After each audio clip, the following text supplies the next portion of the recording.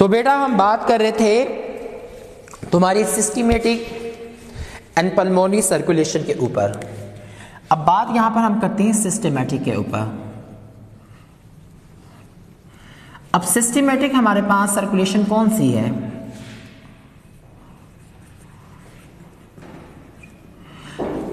अब तुम्हारे जो है वो सबसे बड़ी जो ब्लड आर्टरी है वो है एओर्टा, ठीक है ना, जो तुम्हारे हार्ट के लेफ्ट वेंट्रिकल से निकलती है, लेफ्ट वेंट्रिकल के अंदर से निकलती है। जैसे तुम्हारी ये आप लोगों की ऊपर की जानिब से निकलती है और ऊपर की जानिब जाके फौरन सीने की तरफ मुड़ जाती है। तो जैसे तुम्हारे हार्ट से ये ऊपर की तरफ निकलेगी, ये हमारे पास एजेंट आर्टरी कहलाएगी या एओर्टा कहलाएगी। लेकिन जैसे ही हमारे पास ये नीचे की तरफ सीने की तरफ मुड़ेगी तो इसको डोर्सल एओर्टा बोल दिया जाएगा, ठीक है। जब एओर्टा जो है मुख्तलिफ तरह की आगे ब्रांचेस में डिवाइड हो जाएगा, मुख्तलिफ तरह की आर्टरीज के अंदर डिवाइड हो जाएगा, तो वो सर्कुलेशन जिसमें खून जो है वो दिल से आपके एओर्टा के जरिए निकलकर जिस्म के तमाम हिस्सों की तरफ चला जाता है, वो सर्कुलेशन आपकी क्या कहलाती है? सिस्टमेटिक सर्कुलेशन कहलाती है, ठीक है ना। वो क्या कहलाती है? सिस्टमेटिक। बेटा समझ आ रही सबको मेरी बात की कि वो सर्कुलेशन के जिसके अंदर ब्लड जो ऑक्सीजनेटेड ब्लड होता है वो तुम्हारे एओर्टा के जरिए दिल से निकलता है और पूरे जिस्म की तरफ जो है वो आर्टरीज के जरिए डिलीवर कर दिया जाता है, वो सर्कुलेशन आपकी क्या कहलाती है? सिस्टमेटिक सर्कुलेशन कहलाती है। उसके बाद नेक्स्ट हमारे पास है pulmonary circulation.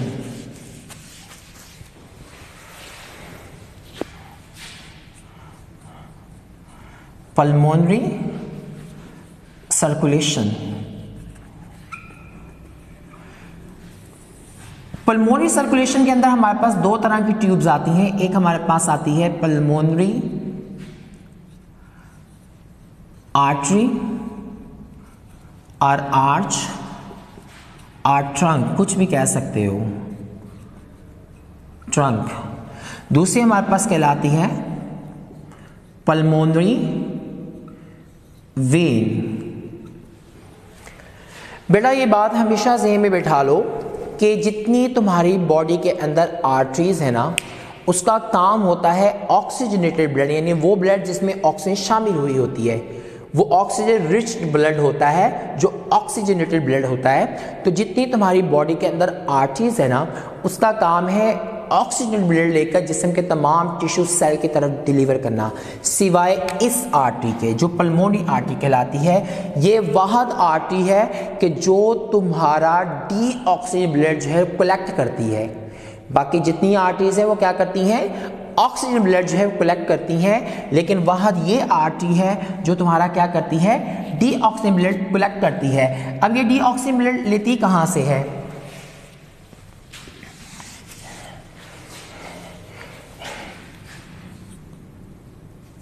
It takes deoxygenated blood from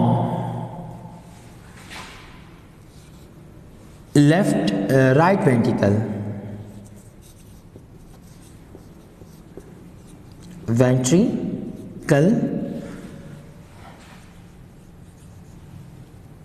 and takes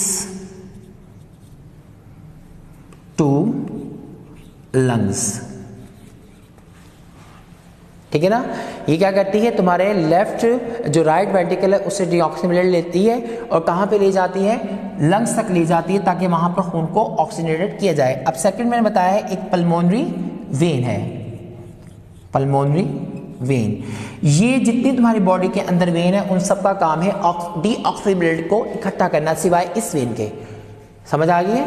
जितनी आर्टरीज हैं उनका काम क्या है? ऑक्सीजन ब्लड को लेना और जिस्म में डिलीवर करना, सिवाय इस आर्टरी के जो डीऑक्सीजन ब्लड दिल से लेती है, ठीक है ना, और कहाँ पे लेके जाती है? लंग्स तक ले जाती है। और दूसरा जितनी तुम्हारी बॉडीज के अंदर वेन्स है उसका काम है डीऑक्सीजन ब्लड को इकट्ठा करना ठीक है ना, डीऑक्सीजन ब्लड को इकट्ठा करना और दिल में लेके जाना, सिवाय इस वेन के। ये वेन आपकी ऑक्सीजन ब्लड जो है लंग से लेती है और तुम्हारे दिल के जो लेफ्ट पार्ट्स हैं, लेफ्ट एट्रिया और लेफ्ट वेंट्रिकल है, उसके अंदर लेके जाती है ताकि पूरे जिस्म के अंदर वो ऑक्सीजन ब्लड जो है वो डिलीवर किया जा सके। Takes oxygenated blood from lungs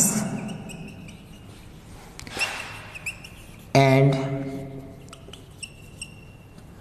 takes to, बल्कि यहाँ पर आप टेक्स की बजाय कैरी लफ्ज़ इस्तेमाल कर लो ताकि तुम्हें आसानी रहे कि कैरी कहाँ से हो रहा है और टेक्स कहाँ पे जा रहा है। Carry, carry and takes to right chambers of heart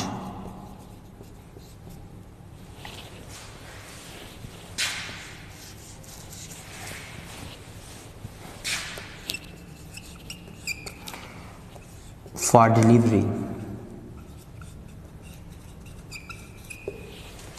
ठीक है, पल्मोनरी आर्टरी क्या करती है, डीऑक्सीजन ब्लड दिल के राइट वेंट्रिकल से लेती है और लंग्स तक ऑक्सीजनेशन के लिए लेके जाती है। और पल्मोनरी वेन क्या करती है, डीऑक्सीजन ब्लड को लंग्स से कैरी करती है और कहाँ लेके जाती है, जो लेफ्ट चैम्बर है, लेफ्ट एट्रिया और लेफ्ट वेंट्रिकल, उसमें लेके जाती है ताकि इस ऑक्सीजन ब्लड को पूरे जिस्म की तरफ जो है वो सर्कुलेट किया जा सके, डिलीवर किया जा सके। तो हमारे पास वो सर्कुलेशन जो सिस्टिक मैंने बताया, जिसमें दिल जो है वो आर्टरीज के ज़रिए पूरे जिस्म में ऑक्सीजन ब्लड डिलीवर करे, वो कौन सा कहलाता है, सिस्टमेटिक सर्कुलेशन। और वो सर्कुलेशन कि जिसके अंदर डीऑक्सीजनेटेड ब्लड जो है वो लंग्स को और लंग्स से ऑक्सीजन ब्लड जो है वो दिल के अंदर दाखिल किया जाता है, वो सारी सर्कुलेशन आपकी क्या कहलाती है, पल्मोनरी सर्कुलेशन कहलाती है। ठीक है ना, कि वो सर्कुलेशन पल्मोनरी क्या होगी, वो सर्कुलेशन कि जिसके अंदर पल्मोनरी आर्टरी के जरिए डीऑक्सीजन ब्लड जो है वो लंग्स को और वहाँ से ऑक्सीजन ब्लड जो है पल्मोनरी वेन के जरिए दिल के लेफ्ट चैम्बर्स के तरफ लाया जाता है, वह सर्कुलेशन आपकी क्या कहलाएगी, पल्मोनरी सर्कुलेशन कहलाएगी। समझ आ गई बेटा मेरी बात की। ये चंद मुख्तसर टॉपिक्स थे जो करने थे बयान। उसके बाद तुम्हारा आता है हार्ट बीट और कार्डिक साइकिल।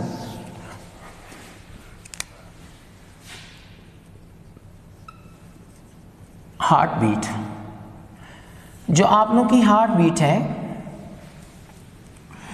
तो जितने आप लोग के कार्डिक मसल्स हैं, दिल के मसल्स को क्या बोला जाता है, कार्डिक मसल्स कहा जाता है। इनके अंदर कंट्रैक्शन की एंड रिलैक्सेशन की सलाहियत मौजूद होती है।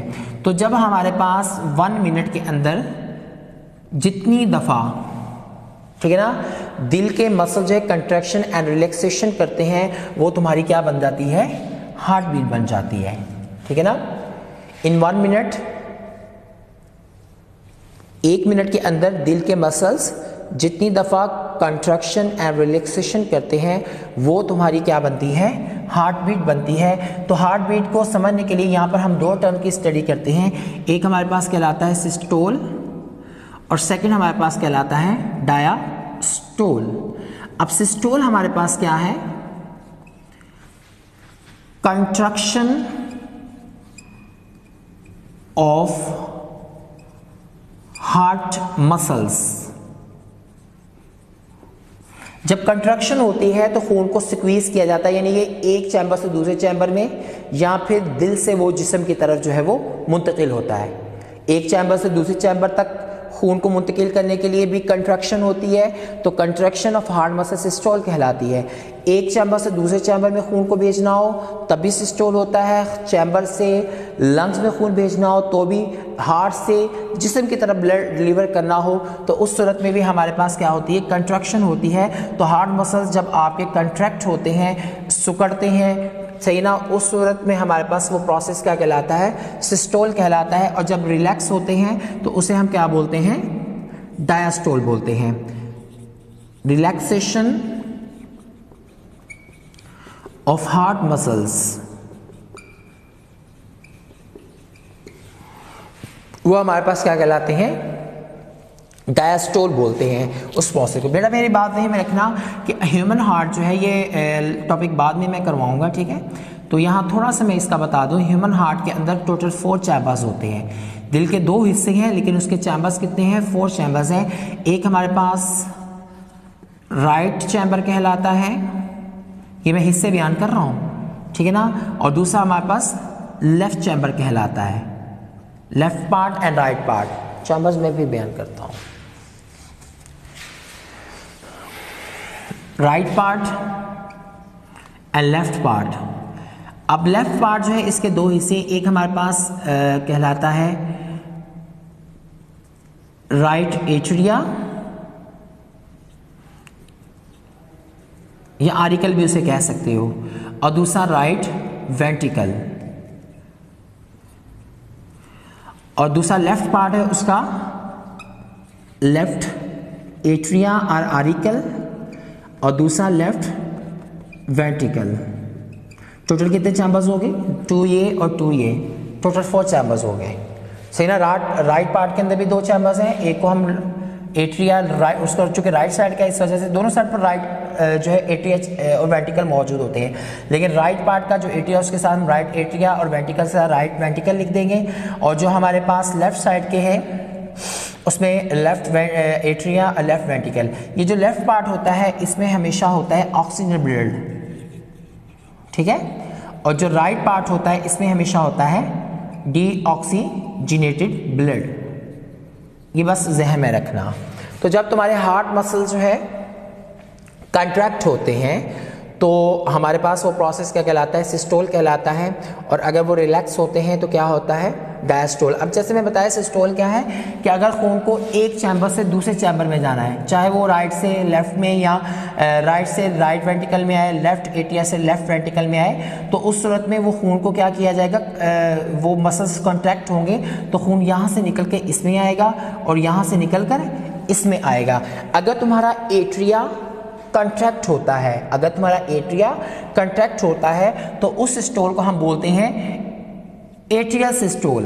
क्या बोलते हैं, एट्रियल सिस्टोल बोलते हैं। अगर तुम्हारा वेंट्रिकल जो है वो सिस्टोल करता है तो उसे क्या बोला जाएगा, वेंट्रिकल सिस्टोल कहा जाएगा, ठीक है ना। बेटा मेरी बात ध्यान में बिठा लो कि जब भी कंट्रैक्शन होगी तो हमेशा ब्लड को क्या किया जाएगा, सप्लाई किया जाएगा, चाहे वो एक चैम्बर से दूसरे चैम्बर में हो, चाहे वो लंग्स की तरफ हो, चाहे वो बॉडी की तरफ हो। तो कंट्रैक्शन ये सिस्टोल के अंदर हमेशा खून को क्या किया जाता है, पंप किया जाता है। और जो डायस्टोल है इसमें हमेशा जो है वो चैम्बर्स को खून से भरा जाता है। यानी जब ये प्रोसेस होता है तो उस सूरत के अंदर आपके हार्ट मसल्स जो है वो खून से भर रहे होते हैं, तो वो हमारे पास स्टोल कहलाएगा। अगर तुम्हारा एट्रिया डायस्टोल कर रहा है, रिलैक्स हो रहा है, तो उसे एट्रियल डायस्टोल बोल देंगे। अगर तुम्हारा वेंट्रिकल डायस्टोल कर रहा है या रिलैक्स हो रहा है, उसे वेंट्रिकल डायस्टोल कह दिया जाएगा। समझ आ गई बेटा मेरी बात की। तो 1 मिनट के अंदर जितने ज़्यादा हार्ट मसल जितनी दफ़ा कंट्रैक्शन या रिलैक्सेशन करते हैं वो आपकी क्या कहलाती है, हार्ट बीट कहलाती है। और यही हार्ट बीट हमारे पास मानों में आ जाती है हार्ट रेट में। किस में आ जाती है, हार्ट रेट या कार्डिक साइकिल,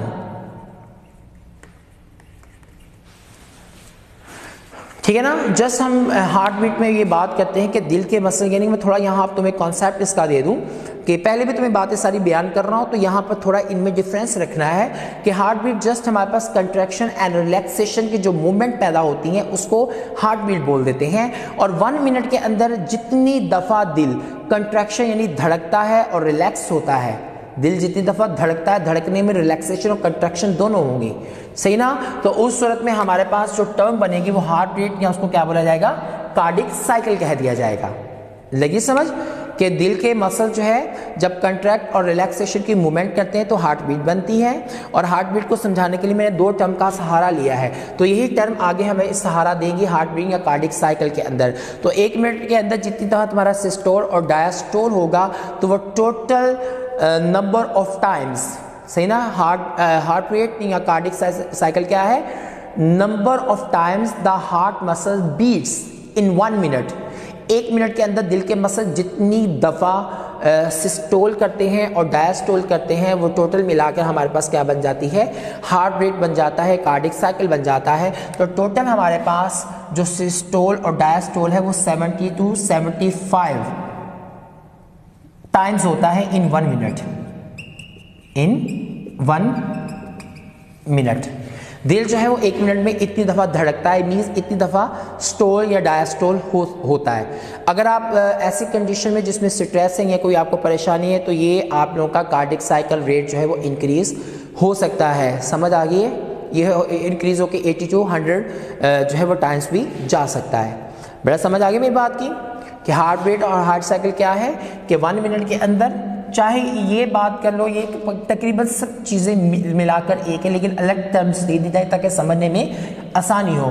तो 1 मिनट के अंदर दिल के मसल जितनी तक कंट्रैक्ट या रिलैक्सेशन करते हैं, या फिर दिल के मसल 1 मिनट में जितनी दफ़ा सिस्टोल और डायसिस्टोल प्रोसेस को जो है सर अंजाम देते हैं, वो टोटल मिलाकर हमारे पास जो है वो नंबर क्या बन जाते हैं, हार्ट रेट या कार्डिक साइकिल बन जाता है। तो एक नॉर्मल इंसान के अंदर 1 मिनट के अंदर आपका दिल कितनी दफ़ा धड़कता है, 70 to 75% जो है 75 टाइम जो है तुम्हारा दिल जो है वो धड़कता है। मीन्स सिस्टोल और डायसिस्टोल जो है वो इतनी दफ़ा, सिस्टोल एंड डायस्टोल इतनी दफ़ा आपका दिल जो है 1 मिनट के अंदर कर सकता है।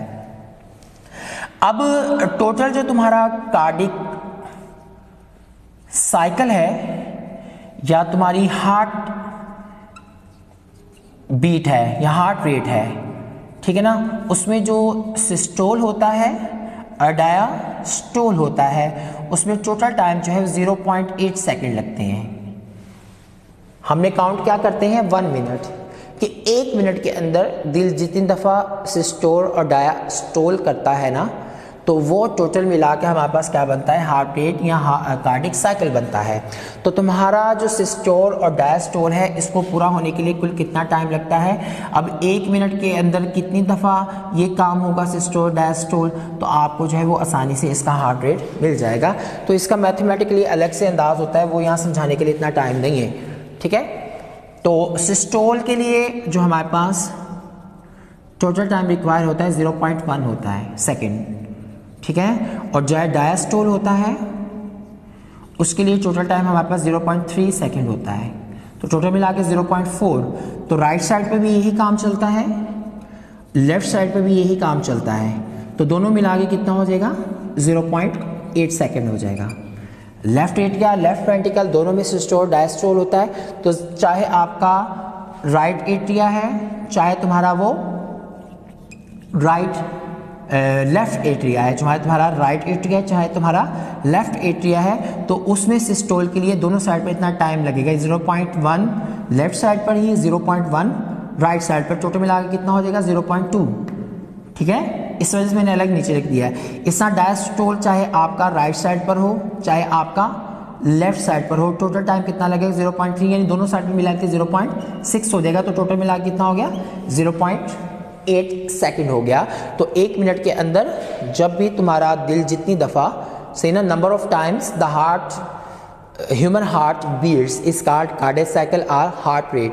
1 मिनट के अंदर दिल जितनी दफ़ा धड़कता है, सेना कंट्रैक्ट करता है, रिलैक्स होता है, या फिर सिस्टोल करता है या डायस्टोल करता है, तो वो हमारे पास क्या कहलाता है, हार्ट रेट या कार्डियक साइकिल कहलाता है। जब तुम्हारा स्टोल पैदा होता है तो लब की आवाज़ पैदा होती है, जब डायस्टोल होता है तो ढब की आवाज़ पैदा होती है। तो इसलिए आपके दिल स्टेथोस्कोप से आप चेक करो तो आपका दिल जो है आपको आवाज़ आएगी अंदर से लब ढब, ठीक है ना। तो सिस्टोल के वक्त कौन सी आवाज़, लब, ठीक है ना। एक चीज़ है ना, आप देखो कि आप एक किस चीज़ में पानी लो, उसको जो है ऊंचाई में रख के उसे स्क्वीज करो, नीचे कोई चीज़ और पानी रख दो, जब वो गिरेगी तो आवाज़ पैदा होगी ना। तो इस तरीके से ज़ाहिर है कि जब वेंट्रिकल के अंदर खून आता है तो वहाँ पर खून पहले मौजूद, ऊपर से जब खून स्क्वीज होकर नीचे आके गिरता है तो वहाँ पर आवाज़ पैदा होती है, कौन सी, लब की, ठीक है ना। वो वॉल्व खुलने से, मैं यहाँ पर सिंपल तरीके से समझा रहा हूँ, उसमें एक वॉल्व, दोनों पोर्शन में वॉल्व होता है, चाहे वो तुम्हारा राइट एट्रिया या राइट वेंट्रिकल हो, लेफ्ट एट्रिया या लेफ्ट वेंट्रिकल हो, उनके दरमियान में एक वॉल्व होता है, ठीक है ना। वो जब मैं हार्ट वाला टॉपिक पढ़ाऊंगा तो उसमें इसकी बात करूंगा। तो जब वो आप लोगों का जो है वो खुलता है, खुलने से मुराद क्या है कि आपके जब हार्ट चैम्बर कंट्रैक्ट होते हैं तो वो दोनों के दरमियान जो वॉल्व है वो भी कंट्रैक्ट होता है। कंट्रैक्ट होने पर वहाँ पर हमारे पास आवाज़ कौन सी पैदा हो जाती है, लब की। जब वो बंद हो जाता है मीन्स रिलैक्स हो जाता है तो कौन सी आवाज़ पैदा करता है, ढब की। तो तुम्हारा दिल जो है स्टेथोस्कोप से चेक करो तो कौन सी आवाज़ देगा, लब ढब की आवाज़ देगा। तो ये थोड़ा बहुत हमारे पास इसके बारे में बातें थी। तो बाकी जो आपके टॉपिक्स रह गए हैं वो नेक्स्ट लेक्चर के अंदर मैं बयान कर दूंगा।